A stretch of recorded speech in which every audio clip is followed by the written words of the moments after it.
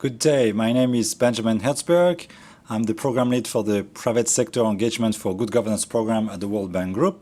And I'm here to talk to you about public-private dialogue, but today I want to talk about a special angle, which is the use of public-private dialogue to contribute to the field of competitive industries. And how do you use the dialogue process in the context of competitiveness program? Because you can use that not just to improve regulation in general, but to do things really to drive investment and employment at the sector level. And I want to present to you some material, which is not only my own material, but many other people contributed, including colleagues, Emiliano Duc and Suhail Kasim, which I thank here, and other reference might be noted in the course of this presentation, so I thank everybody. I'm not trying to steal anybody's material, but just to collate it together and show you something that might enlighten you on that topic. So in another session, I presented a lot of principle of general practice about public-private dialogue, what is done around the world and why people do it and how people do it, what are the impacts and what are tips to kind of make it work. And again, I want to state once more that everything is contextual and there is no recipe to make this happen. There's just many things to think about when we work on it. So we just tried in that previous session to give you those tools for contextualization. On this slide here, I'm showing you the different kind of means you can have public-private dialogue. You know, it can happen economy-wide level. Like you have a dialogue platform which is set up to tackle economy-wide issues, but it can also happen at the national level and also at the subnational level, and sometimes at the sector industry level. And whether that's part of a bigger dialogue or whether that's completely standalone, we are focusing this discussion today on the sector or industry level dialogue platforms. And of course, we're going to see a lot of similarities with what's a national one, but also some specificities. The first thing we want to say that when we look at cases of industrial development, this industrial development has often, not always, but very often been accompanied by strong dialogue platforms, which led to collaborative actions. And so we want to see how this happened. We did a study, which I referenced in another session, that you'll find on this website as well.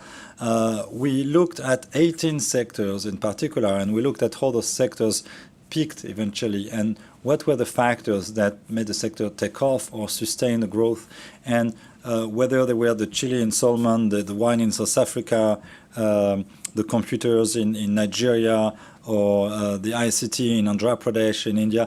We saw strong public-private sector collaborative actions behind it, and every time there is a different mean that those collaborative actions happen, but you don't get those kind of sector growth with just the government saying we're going to make this sector grow, or the private sector doing it completely on its own. You need that collaboration, and you need that interface between the two, which is a sector-specific public-private dialogue. This is a case, just to detail a little bit what I was explaining before, just with the case of Malaysia and the electronic sector and how it started to grow, and how you had this drive through clusters. So here we need to talk a little bit about this notion of clusters, which are an agglomeration of companies which are evolving in the same industry and which are geographically located close to each other, and they're all working in somewhat the same industry, and as part of, and they can plug into the value chain at different point of the value chains, but they can have efficiencies by working together. And you also have those virtual clusters, which are the service clusters, which might be distributed, but who are integrated into value chains. So you have the concept of value chains, you have the concept of clusters, geographic ones. Here in terms of Malaysia, we had a lot of added value which was created by creating upstream and downstream linkages promoting upstream development in research and development, for instance, but also helping the government and the private sector interact to create the platforms for them to do sales and marketing, joint sales and joint marketing from the private sector together. And through those kind of means, they were able to develop, to invest sufficiently into R&D, technology parks, and so on, but have the right linkages with the companies, and they could develop the electronic sectors. We can learn as well from what happened in the Mediterranean region. The Mediterranean region is quite interesting because it's there is some things that are quite homogeneous about it. Every country is different, of course, but when you take those two industries, which are the cruise tourism and the citrus industry, they're quite interesting to look at in the Mediterranean because you can grow oranges about everywhere in the Mediterranean, and there are so many interesting history, cultures, building, architectures, people, and so on, that a cruise boat could actually stop mostly in any port in the Mediterranean. So what's going to be the differential that's going to play as to why the big cruise company is going to decide to have their boat stop in one port rather than another one? Well, it's going to be the differential that you have in the infrastructure between those two places, in the services you have in those two places. And so when you have a similar endowment and you look at different results in terms of competitiveness, you're going to find often that there is, and we found that in that particular study that we performed in the Mediterranean region, you're going to find a strong public-private dialogue cooperation that accompany that development. And the same is true for the citrus sector. We did the very same kind of study, but looking not just at different countries, but if you take the same country and if you take the same region, even the same jurisdiction, in that case the region of Catalonia in Spain, not in space, the region of Catalonia in Spain, we looked at 10 different clusters. And those clusters in industry, we saw how they developed or how they declined.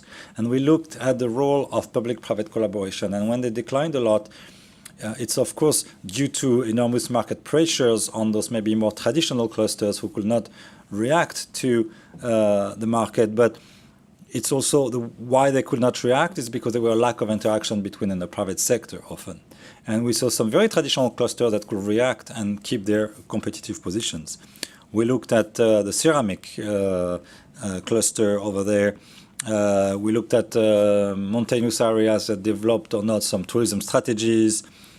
People were doing motorcycles and how they survived and how they eventually specialized, and what were the kind of relationships. So we learned a lot about those things. And when you consider something like rose farming in Ethiopia, for instance, if you look, 20 years ago, there were no rose farmers in Ethiopia. I know it's a huge, massive place for production of roses. So what happened in between? Is it just one unlighted entrepreneur that decided to do roses? Well, actually, it is at the beginning, but eventually you need state support to do this, to get the right skills, to get the right infrastructure in place, the right trade regime, the right regulation, and the right financing. The private sector can do things. It has the energy. It's ready to invest, but it needs to do so in an environment which is going to be favorable to the development. So here's an example of sector development which happens through public-private dialogue, the rose farming in Ethiopia. Here is another one, the business process outsourcing in India. There have been a tremendous collaboration in the ICT industry in India, the information, communication, and technology in India, between the public and the private sector through business associations which are specialized in that domain and who work greatly to adapt the labor condition, adapt the regulatory environment, adapt the infrastructure so that this market can develop. And of course, it's a bit of a chicken and egg every time. The question is like, what starts first? Is it the government or the private sector? Actually, it's both together. And great example of development.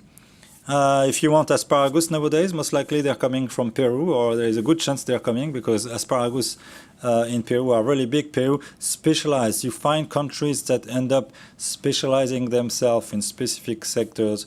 and they are more competitive. You have fruits and vegetables. Asparagus is quite of highly priced vegetables. It doesn't require that much water. It grows relatively easily under the right condition, and countries have to choose the right crops where they can be mostly competitive. I was not long ago in Jordan, in the Jordan Valley, where I saw farmers growing tomatoes or bananas, and these are not very competitive crops for a place like Jordan, where you have very, very low water table, and it's way below under the water poverty line. So why are they still doing that? It's because the entire ecosystem, and by ecosystem I don't mean just the environment in terms of weather and land and so on, but the business environment, the political infrastructure, the decision-making processes makes it that it's difficult for the farmer to shift crops in terms of the incentives, in terms of the infrastructure development, financing, insurance development that is there to enable the farmer to eventually switch crops and go to a more competitive crop patterns. In Peru, they decided to focus on asparagus, and it's now a very, very large industry, and they did this through public-private dialogue.